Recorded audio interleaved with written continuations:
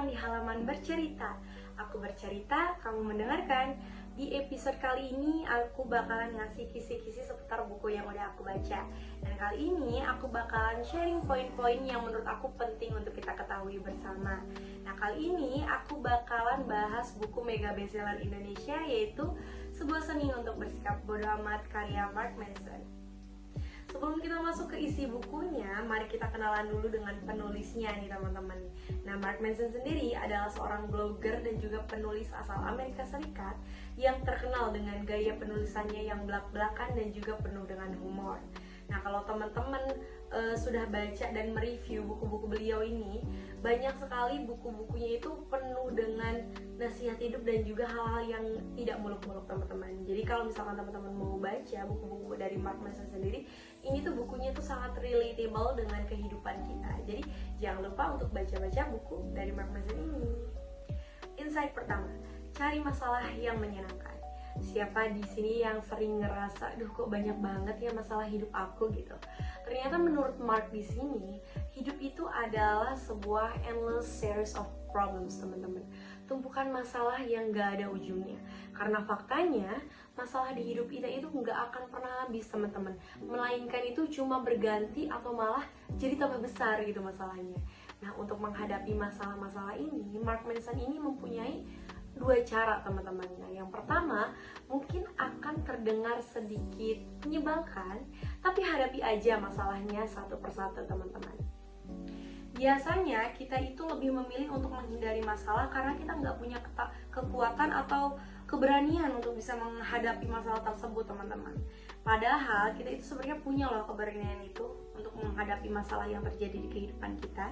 Dan menurut Mark Manson di sini, solusinya itu justru ada di proses konfrontasinya itu sendiri. Karena ketika kita menghindari suatu masalah, kita malah menempatkan diri kita di siklus ketakutan, teman-teman, yang akan menjadi sumber dari masalah baru. Jadi, dengan menghindari satu masalah, justru kita akan menciptakan masalah baru di kehidupan kita. Yang kedua, kita ubah cara berpikir kita. Mindsetnya itu yang tadinya itu gimana cara kita ngilangin masalah ini, jadi kayak apa ya masalah yang membuat aku bisa excited gitu, masalah apa yang rela untuk aku perjuangkan gitu. Nah, Mark di sini berpendapat kalau sebenarnya ada beberapa masalah di kehidupan kita yang sifatnya itu ilusi, teman-teman, yang membuat kondisi itu terasa lebih overwhelming, kemudian messy dan juga naked. Nah, dengan mengubah pola pikir kita atau mengubah mindset kita, kita itu jadi punya kebebasan untuk menentukan arti dari suatu masalah yang sedang kita hadapi di kehidupan kita gitu. Dan beberapa dan seberapa signifikan dampaknya bagi kehidupan kita. Nah, sebenarnya masalah itu emang nggak bisa kita hindari, teman-teman. Tapi arti dari masalah itu bisa kita fleksibelkan tergantung diri kita sendiri. Insight 2, simpan energi kamu untuk hal-hal yang memang penting. Jadi ada satu quotes di dalam buku ini yang menurut aku itu bagus dan sangat menggambarkan esensi dari buku ini. Quotesnya itu, jangan bersikap bodoh amat terhadap segala hal, tapi bodoh amatlah terhadap hal-hal yang memang tidak penting. Jadi misalkan di umur kita yang sekarang rata-rata 20 tahun ini, kita itu cenderung menganggap semua hal itu penting dan kita ingin berubah mengikuti ekspektasi dan juga omongan orang lain, teman-teman. Karena di umur kita sekarang ini, kita lagi proses mencari identitas dan juga karakter diri kita. Tapi seiring dengan proses pendewasaannya itu, Mark mengajarkan kita untuk bisa lebih selektif dalam memilih segala hal dalam kehidupan kita. Nah, karena kemungkinan besar hal-hal kecil yang kita segitu pedulinya di umur 20 tahunan ini hanya akan berdampak kecil dan sementara di kehidupan kita di masa depan nanti. Dengan begini, pasti hidup kita itu akan terasa jauh lebih simpel dan lebih mudah. Dan menurut Mark, itulah pendewasaan. Nah, pendewasaan ini dicapai pada saat kita tidak peduli pada hal-hal yang benar-benar patut dipedulikan. Kalau kata Mark, hal yang dia prioritaskan itu adalah keluarga, pertemanan, dan juga golfnya. Dan kalau aku mungkin untuk saat ini adalah relationship dengan orang-orang terdekat dan juga belajar gitu ya. Nah, kalau kamu, gimana menurut kamu? Insight 3, nikmati momen-momen yang biasa aja, teman-teman. emang gak bisa dipungkiri kalau misalkan hal-hal besar itu seperti kayak mendapatkan pekerjaan impian kita, kemudian liburan ke luar negeri, itu tuh lekat diasosiasikan sebagai bentuk dari kebahagiaan. Sampai kadang kita tuh lupa bahwa sebenarnya momen-momen kecil kayak kita baca buku kesukaan kita, kemudian kayak bertemu sama teman-teman kita, makan di tempat kesukaan kita, itu tuh sebenarnya bisa jadi sumber kebahagiaan kita loh. Sometimes it's about the small moments. Sosial media kadang-kadang membuat kita itu membuat culture baru yang penuh kompetisi dan juga penuh dengan perbandingan.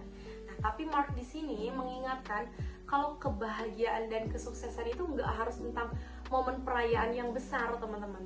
Sebenarnya kita punya ruang loh untuk mengartikan sendiri apa itu kebahagiaan dan apa itu kesuksesan. Dan selama kita happy menjalankan apa yang kita jalani, gak ada yang bisa bilang kita tuh gak sukses dan gak happy ngejalanin hidup kita, teman-teman. Jadi enjoy aja dengan apa yang kita suka sekarang. Gak usah muluk-muluk dengerin omongan orang lain di sana gitu. Satu lagi yang di reminder ke kita sama Mark ini juga, yang menurut aku juga lumayan powerful itu, hanya karena sesuatu terlihat basic dan simple, bukan berarti mereka itu gak berharga, teman-teman. Mungkin ada alasannya hal-hal itu terlihat biasa aja, tapi justru hal-hal seperti itulah yang penting dan berharga, teman-teman.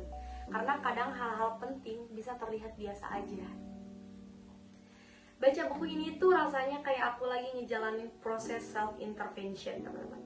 Karena aku dipaksa jadi reality check dan mengevaluasi lagi hal-hal yang memang aku anggap penting dan sesuai dengan value diri aku.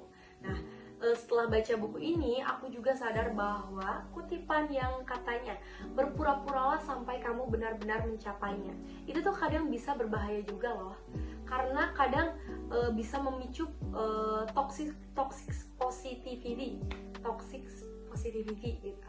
Nah, menurut aku penting juga untuk kita mengakui ada kalanya hidup itu nggak selalu sesuai dengan ekspektasi kita atau selalu sesuai dengan harapan kita. Dan ya memang begitu adanya gitu. Jadi ya mau gimana lagi, jalanin saja. Nah, teman-teman, mungkin itu aja ulasan singkat dari buku Sebuah Seni Untuk Bersikap Bodoh Amat ini, karya Mark Manson. Dari aku, Jamilah. Terima kasih banyak buat teman-teman yang udah nonton video ini itu sampai akhir.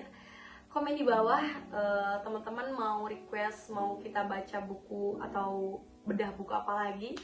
Dan sampai jumpa, sampai ketemu lagi di halaman bercerita episode selanjutnya. Aku Jamilah, aku bercerita, kamu mendengarkan. Terima kasih dan sampai jumpa.